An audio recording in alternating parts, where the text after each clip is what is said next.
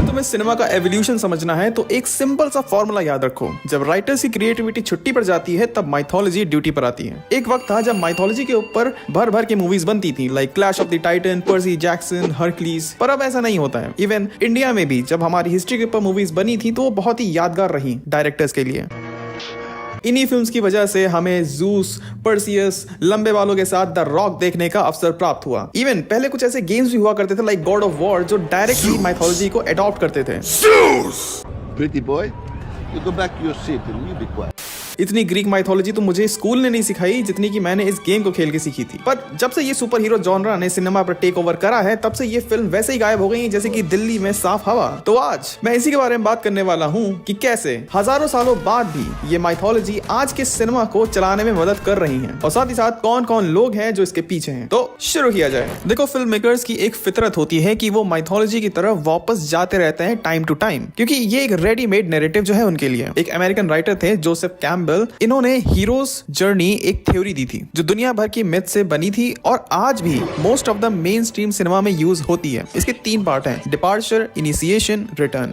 अगर मैं बाहुबली का एग्जांपल लेता हूं तो डिपार्चर में हमें यह दिखाया जाता है कि कैसे प्रभास जिस गांव में पला बड़ा होता है वहां से उसे जाना पड़ता है। क्यों? क्योंकि वो एक झरना देखता है और उसको उस झरने पर चढ़ना होता है। उसे गांव वाले रोकते भी हैं, पर वो झरने के पानी में इंटरेस्टेड नहीं थे, वो कहीं और से पानी निकालना चाहते थे। वो अपना मिशन एकम्प्लिश कर लेता है झरने को पार करके और एक नई दुनिया में पहुंच जाता है। इसके बाद आता है इनिशिएशन, जहां पर उसको उसके नए दोस्त मिलते हैं, नए दुश्मन मिलते हैं और उसे फाइनली पता चलता है कि वो है कौन। उसे एक पर्पस मिलता है, एक आइडेंटिटी मिलती है। फिर आता है रिटर्न, जहां पर वो पूरे किंगडम को न्याय दिलाने में कामयाब हो जाता है। अब मॉडर्न सिनेमा ये स्ट्रक्चर इसलिए फॉलो नहीं करता है कि ये प्रेडिक्टेबल है, बल्कि इसलिए करता है क्योंकि ये रियल ह्यूमन साइकोलॉजी की जो जर्नी होती है उसको दर्शाता है। रामायण, महाभारत जैसे एपिक्स के जो प्लॉट्स होते हैं उसमें ब्लैक या व्हाइट कैरेक्टर्स नहीं है, बल्कि ग्रे हीरोज हैं, फैमिली प्रॉब्लम्स हैं, किस्मत है, धर्मा है, अधर्मा है। अब ये जो थीम्स हैं ये सिर्फ डायरेक्ट एडॉप्टेशन में ही नहीं बल्कि मॉडर्न फिल्म्स में भी दिखाए जाते हैं।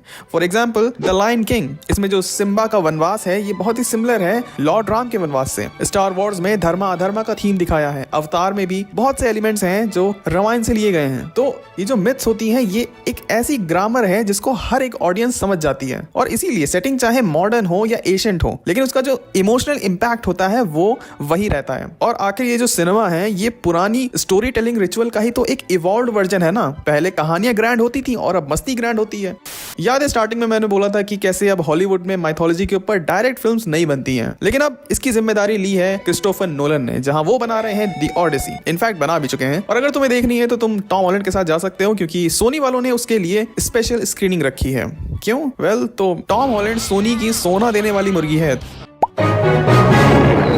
तो उसके लिए तो वो केविन फैगी के सर पे धनिया उगा दे। स्क्रीनिंग अरेंज करना तो बहुत छोटी सी बात है। अब देखो, ये जो फिल्म है द ओडिसी ये फ्लॉप प्रूफ है, इसलिए नहीं कि क्रिस्टोफर नोलन बना रहे हैं, बल्कि इसलिए क्योंकि इसकी स्टार कास्ट जो इतनी बड़ी है। अगर पूरी स्टार कास्ट एक साथ मूवी देखने चली जाए तो हाउसफुल तो ऐसे ही हो जाएगा। तो आखिर द ओडिसी है क्या? तो ये एक एपिक पोएम है जिसको होमर ने लिखा था। ऐसा बोला जाता है कि होमर देख नहीं सकते थे, वो अंधे थे, लेकिन अगर अंधे थे तो फिर उन्होंने लिखा कैसे? पता नहीं, हो सकता है मन में लिखा हो। तो ओडिसी है क्या? तो ये कहानी है घर वापसी की, ओडिसियस और उसके आदमियों की घर वापसी। तो देखो, ट्रोजन वॉर के बाद ओडिसियस और उसके आदमियों को घर वापस जाना था अपने बीवी बच्चों के पास। मुझे अपने घर जाना है।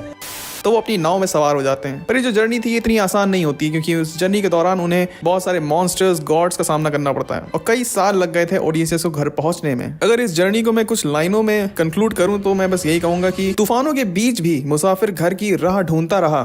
जीत उसकी हुई जो हर कशमकश के बाद भी वापसी को अपनी मंजिल मानता रहा। दी ओडिसी देखने से पहले अगर तुम ट्रॉय देख लोगे तो तुम्हें ज्यादा मजा आएगा। इनकी स्टोरी जरूर कनेक्टेड है, बट ये सीक्वल नहीं है एक दूसरे के। इवन सुपर हीरो मूवीज भी बेसिकली माइथोलॉजी से ही इंस्पायर्ड होती हैं। इवन क्राइम थ्रिलर्स भी धर्मा और धर्मा का ही कन्फ्लिक्ट होता है। इवन रोमांटिक स्टोरीज तक भी कहीं ना कहीं माइथोलॉजी से ही इंस्पिरेशन लेती हैं। तो पिछले 5 सालों में हमें रामायण के कितने सारे एडॉप्टेशंस देखने को मिल चुके हैं और कितने मिलने वाले हैं। ऐसा इसलिए है क्योंकि हर एक फिल्म मेकर आज के टाइम पर माइथोलॉजी को पुरानी तरीके से रिप्रोड्यूस नहीं करना चाहता है, बल्कि वो उसे री इंटरप्रेट करना चाहता है, जिसको कि एक बार नहीं बल्कि 2 बार कर दिखाया है एस राजामौली ने, और एक और बार फिर से करने जा रहे हैं। जी हाँ, मैं बात कर रहा हूँ उनकी नेक्स्ट फिल्म वाराणसी वाराणसी की, स्टारिंग प्रियंका बाबू, महेश बाबू, प्रियंका चोपड़ा जोनस, पृथ्वीराज, शिव कुमारन। अब ऐसा बोला जा रहा है कि ये टाइम ट्रैवल फिल्म होने वाली है जिसमें कि रामायण से कुछ एलिमेंट्स को उठाया गया है और एस एस राजामौली की फिल्म है, तो ऑब्वियस सी बात है लोगों की एक्सपेक्टेशंस भी बहुत ज्यादा है इस मूवी से। अब वैसे तो इस फिल्म को 2027 में रिलीज करा जाएगा, बट एस एस राजामौली ने सोचा कि क्यों ना 2 साल पहले से ही इसकी हाइप बनाना शुरू कर देते हैं, अच्छा रहेगा मूवी के लिए, है ना।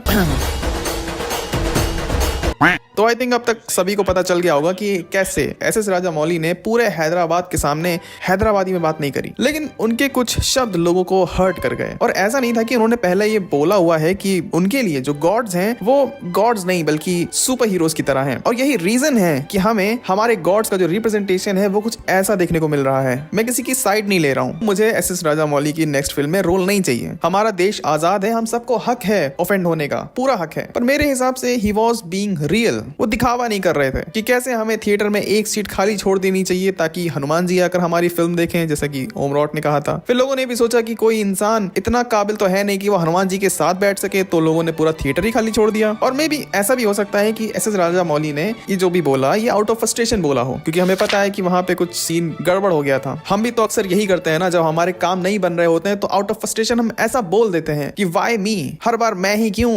नो! देखो एक चीज जो मैंने देखी है कि लोग कभी भी आगे का नहीं सोचते हैं, उन्हें कभी भी कल का ताजमहल चाहिए ही नहीं, उनको आज की झुमरी तलैया चाहिए। जो लोग कहते हैं ना कि हम लोग को हिस्ट्री क्यों पढ़ाई जाती है, जो बात बीत गई जाने दो, पर नहीं, मेरे हिसाब से लोग को हिस्ट्री जरूर पढ़नी चाहिए ताकि उन्हें पता हो कि जो आज हो रहा है वो क्यों हो रहा है, इससे पहले क्या हुआ था। और मैं तुम्हें बता दूं कि एस एस राजामौली इस फिल्म के खाली डायरेक्टर हैं, राइटर नहीं है, राइटर उनके पिताजी हैं। अब अगर तुम्हें याद हो तो एस एस राजामौली ने RRR में ब्रिटिशर्स को कैसे दिखाया था, उन्होंने एग्जैक्टली वैसे ही दिखाया था जैसे वो थे। जो ब्रिटिशर्स ने इंडियन के साथ करा है ना, उसको मेजर करने का कोई लेवल है ही नहीं, कोई वर्ड ही नहीं है कि उसको तुम डिस्क्राइब कर सको, बट फिर भी उस फिल्म में उन्होंने वैसा ही दिखाया, कुछ भी शुगर कोट करके नहीं दिखाया। और मजे की बात यह है कि ये फिल्म इंटरनेशनली रिकॉग्नाइज करी गई और इसी साल 11 मई 2025 को रॉयल एल्बर्ट हॉल लंदन में इस फिल्म को स्क्रीन करा गया था। मे भी शायद वो एक मैसेज देना चाहते थे। अब ये तो नहीं पता कि ये मैसेज पहुंचा कि नहीं, लेकिन RRR एक गे लव स्टोरी है, ये पता नहीं कैसे वहां पहुंच गया। तो जब इतना आउटरीच होने लगा तो काफी लोग एस एस राजामौली के सपोर्ट में भी आए और उनमें से एक थे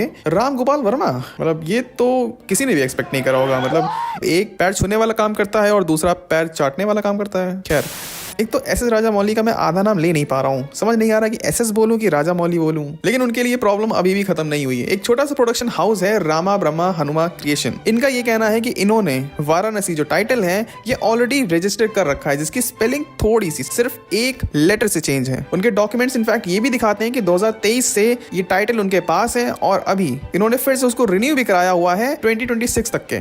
अब देखो एक लेटर से ज्यादा फर्क तो नहीं पड़ता है, लेकिन टॉलीवुड में जहां एक टाइटल से पब्लिसिटी, बजट और कभी कभी एक सुपरस्टार तक बन जाता है, तो वहां पे ये जो एक्स्ट्रा ए है ना, ये बहुत ज्यादा ही क्रूशियल है। बाकी इट्स हार्ट ब्रेकिंग टू सी कि एक तरफ एक स्टेटमेंट की वजह से इतना आउटरेज हो गया और जहां दूसरी तरफ थिएटर्स में ग्रैंड मस्ती जैसी मूवीज लगी हुई हैं जो कि सिर्फ वल्गैरिटी प्रमोट कर रही हैं, इस पे कोई आउटरेज नहीं हुआ, इस पे ध्रुव राठी ने कोई ज्ञान नहीं दिया। अब पता नहीं जर्मनी में लगी है कि नहीं लगी है, पर वही है, आउटरेज भी आजकल बहुत ज्यादा सिलेक्टिव हो गया है, जहां फायदा दिखता है बस वहीं पे आउटरेज भी होता है। So that's it for this video. चलो अब मैं जा रहा हूँ कम्युनिटी गाइडलाइंस स्ट्राइक को हटाने। कभी कभी यूट्यूब मुझे सोचने में मजबूर कर देता है कि मैं ऊपर जा रहा हूँ कि नीचे जा रहा हूँ। खैर, जब तक हूँ तब तक के तुम मेरी ये दोनों वीडियोस देख सकते हो। अब मैं तुमसे मिलूंगा किसी और वीडियो में, तब तक के लिए बाय।